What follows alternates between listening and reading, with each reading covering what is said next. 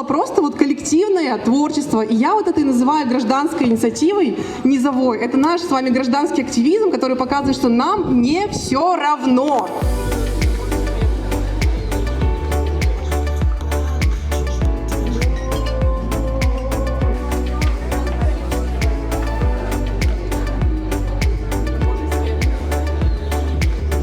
Движение «Вятка без мусора» обрело свой дом. Я предлагаю поаплодировать этому прекрасному событию. Ура!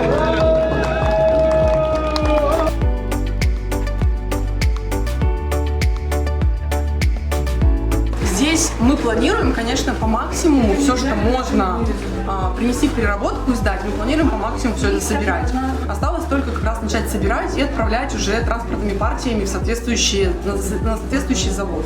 С теми компаниями, которые занимаются переработкой пластиковых карт, зубных щеток, CD-дисков, с ними конкретно с каждым есть договоренность на определенной партии. Да.